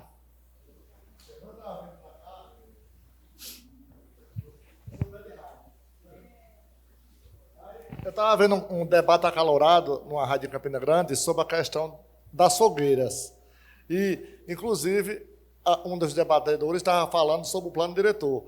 Os planos diretores estão existindo na cidade e já é hora de se falar sobre isso. E Lagoa Seca, daqui para frente, a tendência é crescer em população, em dimensão urbana. E o cara foi feliz quando disse, vai ser preciso, no futuro, a cidade sair de si para ir para a zona rural, para festejar o São João. O que acontece ao contrário de Campina Grande, que a zona rural está indo para a cidade brincar São João. E, na verdade, é verdade. Porque a fogueira é uma tradição nordestina, a comida típica começa na cozinha da zona rural e as pessoas, no verdadeiro forró pé de serra, acontece na zona rural. E, infelizmente, tem que sair das suas casas na cidade ou no interior para vir para o Parque do Povo da Vida e para as casas de show. E quando, na verdade, Lagoa Seca, né, se trabalha para isso no futuro, porque nós estamos fazendo um plano diretor digno da cidade que a gente merece. E, na verdade, uma cidade como Campina Grande hoje, ela está além da fronteira. E tudo isso acontece no epicentro da festa. E a gente amanhã vai poder também acontecer por isso. Que quando falou aqui nessa questão ambiental, tem tudo a ver com o que a gente espera do futuro. Pronto, essa questão de fogueiras mesmo, que você falou agora. Há alguns dias, cerca de 15 dias mais ou menos, chegou um senhor lá de Campinote e perguntando se aqui iria ser proibido, né, a fazer fogueira, porque ele disse que o ano passado não foi feito decreto.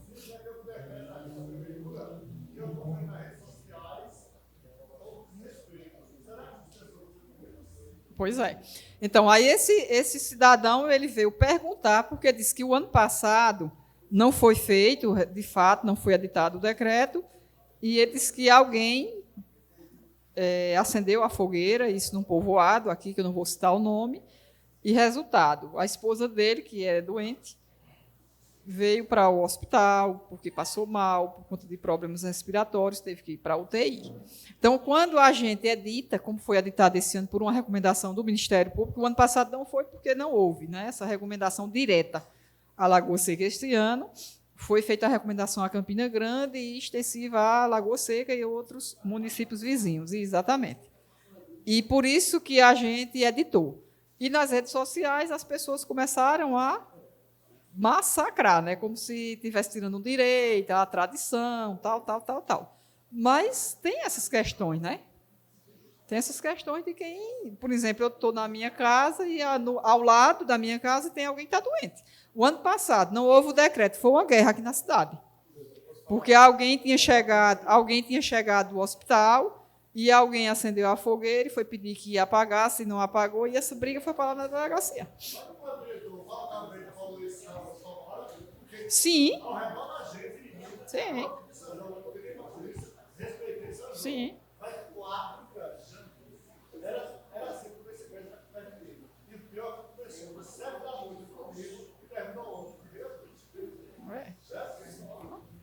Olha, Roberto Coelho, a respeito do decreto, né? O ano passado não houve o decreto aqui, tinha o estadual, né? Então, aqui nessa rua do hospital aqui, ali embaixo, perto de Antônio Aveloz, tinha uma fogueira feita. E tinha uma criança de 1 ano e meio com o pulmão aberto, uma cirurgia, estava em casa. Então, os pais me ligaram e disseram, olha, vem aqui porque vão acender a fogueira e a fumaça vai para aqui para casa e a criança vai ficar prejudicada. Então, eu fui lá sozinho, pedi para não acender a fogueira, juntou umas 10 pessoas assim para me agredir mesmo. Eu peguei o telefone para ligar para a viatura, peguei o balde, joguei em cima da fogueira, eu não apanhei pelo milagre. E fui para defender a criança, porque me ligaram e disseram, cadê o decreto? Me mostra o decreto, cadê a lei? Eu não tinha. Mas fui na marra, quase apanhei, mas a fogueira não acendeu, não. Você vê como é assim, existe a tradição, mas existe as controvérsias que podem prejudicar as outras pessoas, né?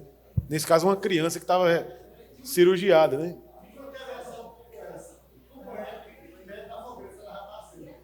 Um balde d'água, eu joguei um balde d'água em cima.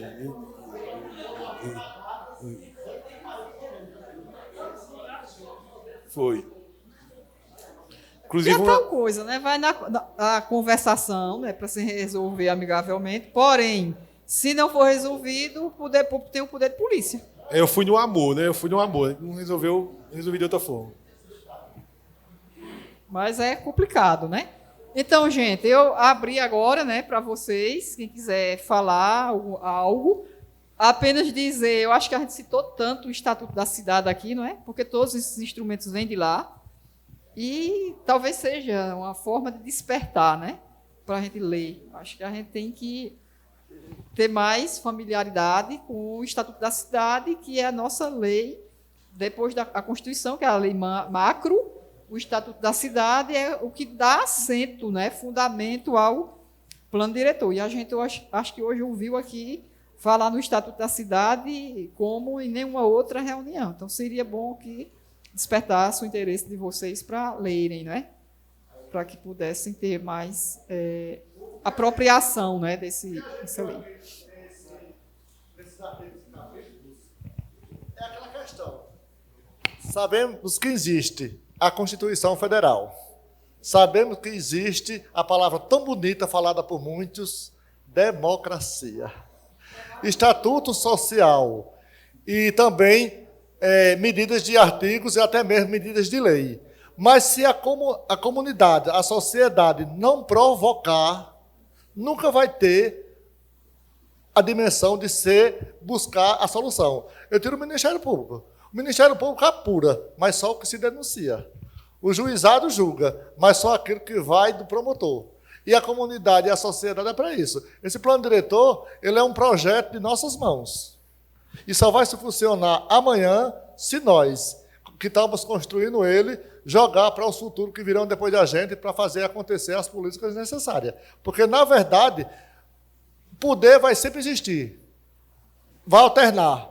Vai vir um, vai vir outro. Mas o povo vai continuar com a vez e voz de cobrar aquilo que está sendo ditado aqui. Porque, na verdade, isso aqui passa a ser a nossa Bíblia social de um interesse público e coletivo. Não tem a menor dúvida disso, né? Isso aqui, se o nosso plano diretor, quando for concluído, ele for implementado, nós teremos uma cidade muito mais organizada, né? Mas, para isso, evidentemente, que precisa que... Pena que aqui não está a sociedade que deveria estar. Sim. Porque quando aqui nessa Câmara acontecem as convocações para Audiência pública. A gente encontra na palma de uma mão as pessoas presentes. Aí depois que, para ser cobrado por aqueles que estiverem presentes, aparece aos milhares para cobrar do poder, quando ele deveria estar presente, fazendo o papel dele como comunidade e como sociedade. Porque, na verdade, todos os projetos que tem aqui na Câmara, inclusive das audiências públicas, você é testemunha, quando tem a LDO e aquela outra, a LOA, sinceramente, gente, é uma vergonha. Cadê o povo Lagoa Seca? Lagoa Seca é só os vereadores e a secretária que vêm falar. A gente vê aqui 5, 10 pessoas. Agora, quando a questão enfoca o interesse pessoal deles, aí aqui vem agredir, vem pedir, vem cobrar, e a Deus dará, ninguém sabe. Exatamente assim. Mais alguém? Mais alguém?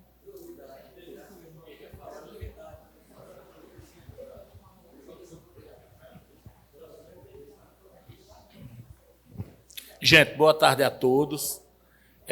Eu gostaria, Aparecida, mais uma vez, de parabenizar o seu trabalho à frente do plano diretor do município e, mais uma vez, chamá-la de professora, porque você deu uma verdadeira aula, não só de conhecimento jurídico, mas didaticamente falando, na perfeição.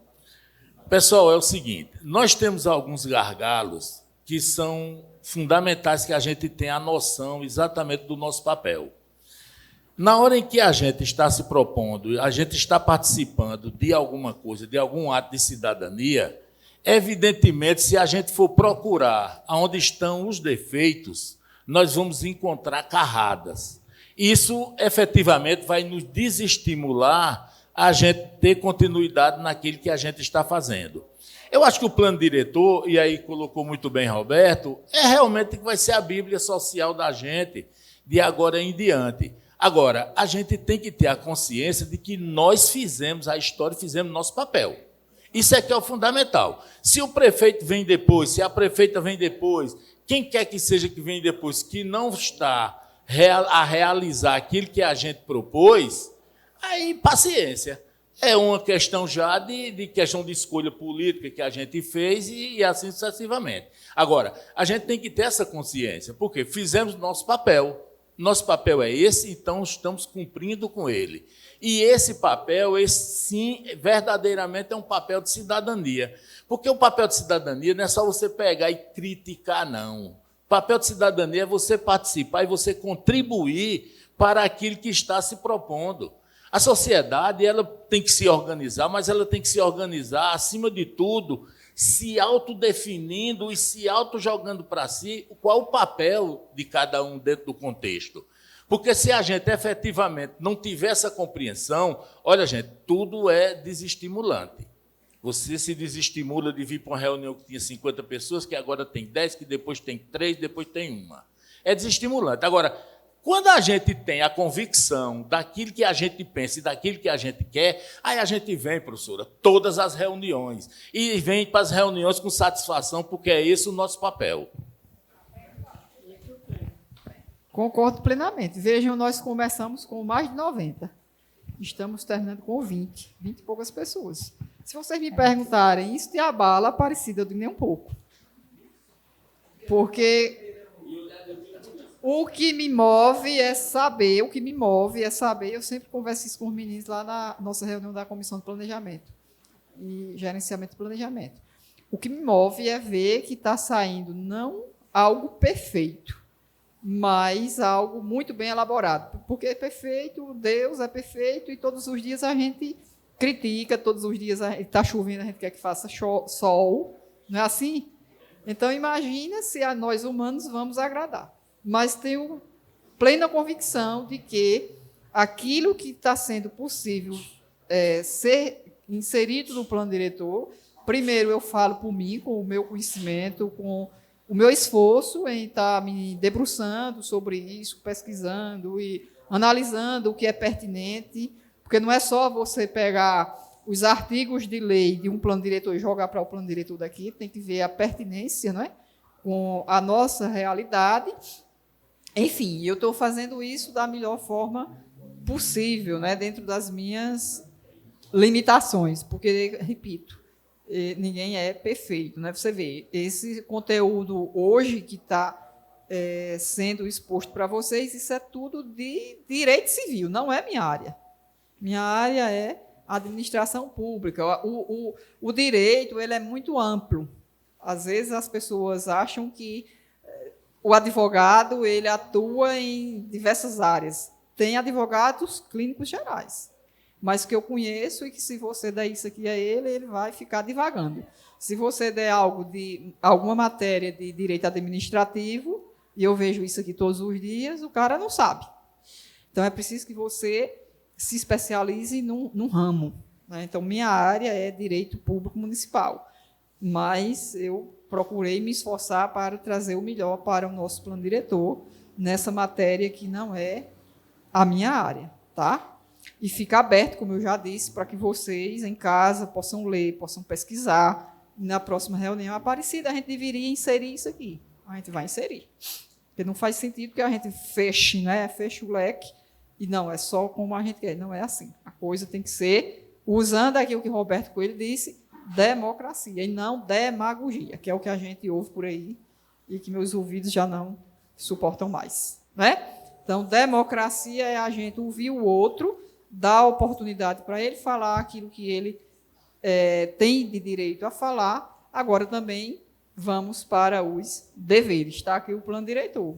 Estamos tratando aqui de direitos e deveres. Direitos macro, que é da coletividade, deveres de alguns que não estão cumprindo para que possa se efetivar, né, o direito da maioria. As fogueiras, eu tenho o direito de fazer minha fogueira na minha casa porque é tradição e eu tenho aí as minhas crenças, né, que a gente tem muitas crenças que vieram lá de baixo, dos nossos pais, dos nossos avós, os nossos ancestrais.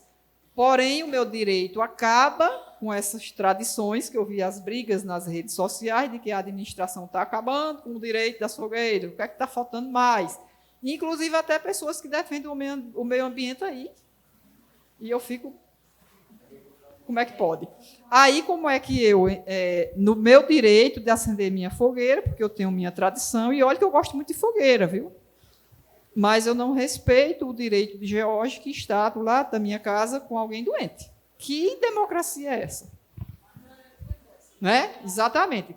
Outra coisa, nós, em se tratando ainda desse tema, a gente vive uma realidade muito diferente, algo totalmente diferente do que a gente vivia antes da pandemia. E outra realidade muito diferente pós-pandemia. Porque com a Covid-19, tudo que é de doença, que quem tinha problemas respiratórios se agravaram e quem não tinha adquiriu. Quem teve a Covid. E cada um de nós que não teve, como é o meu caso, tem que agradecer muito a Deus, né? Que não teve, porque está escapando. mas é outra realidade. Então, a gente tem que ver tudo isso.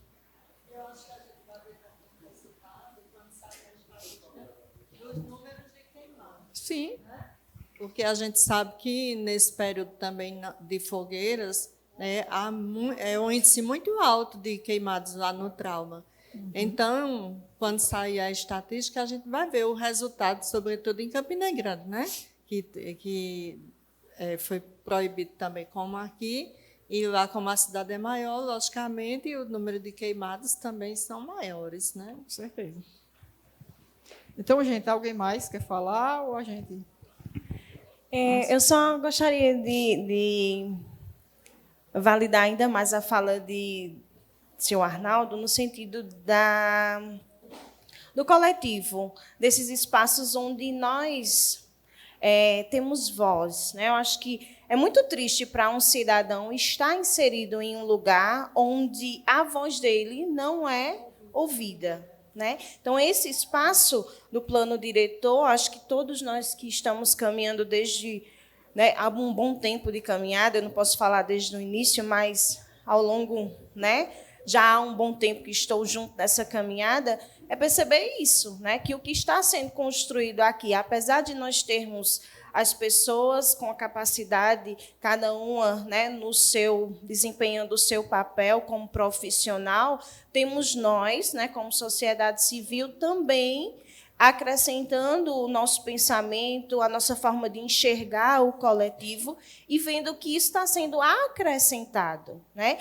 E é diferente de alguém que está de fora para depois pegar isso aqui e dizer, mas de onde veio isso? Por que fizeram isso? Nós que estamos aqui, nós questionamos, partilhamos, votamos sim, votamos não, por que disso, por que daquilo, e não está sendo construído e jogado, né? Está sendo construído com a contribuição de todos, dos leigos e dos que entendem o que estão fazendo, né? Então, eu acho que é, mais uma vez, um momento da gente não deixar passar, né, a importância dessa construção, onde todos têm voz, onde todos têm o direito de dar sua opinião, de entender que por aqui o caminho é melhor.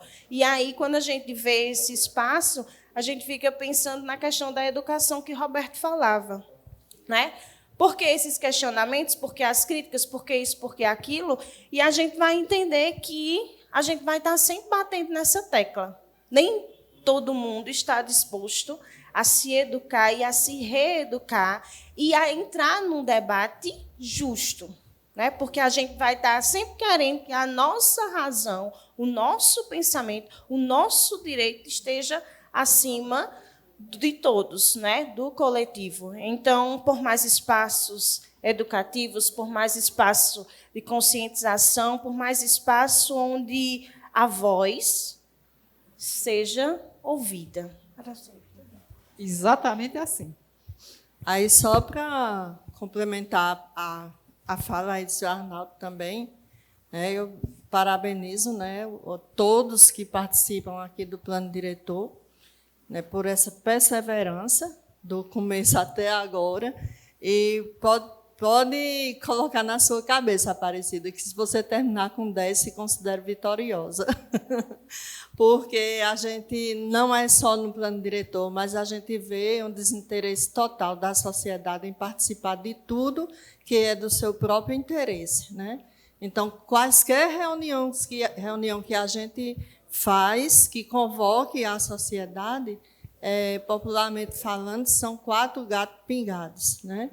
E quando iniciou o plano diretor da primeira edição, eu fiz parte da primeira edição do plano diretor e foi muito bom, foi muito gratificante. Quando foi para iniciar esse, aí eu não fui chamada para participar do plano diretor e depois eu vim como representação da comunidade do Morro, né? E eu achei assim muito bom para mim. Agora dificultou porque as reuniões à tarde ficou mais complicado para eu participar. Mas, mesmo assim, eu gosto demais de dar a minha contribuição aqui no plano diretor, porque eu sei que lá no futuro, né, eu vou estar aí nos livros como formadora de opinião, como participei e ajudei a construir o meu município. Então, só tenho a parabenizar a todos. E nós só agradecer a vocês. Então, a gente pode finalizar? Então, gente, eu muito obrigada por vocês, os corajosos, de sempre estarem aqui. Estamos já chegando ao fim, tá? Eu acho que só tem mais uns 2, 3 capítulos para a gente concluir. E, com fé em Deus, a gente chega lá já já. Já já a gente chega. Vamos concluir, fazer um lanchinho especial de período Pessoal, junino, né? todo Mas mundo antes assinou a foto, né? lista. Ficou faltando alguém? Todo mundo assinou. Antes, vamos para a foto oficial.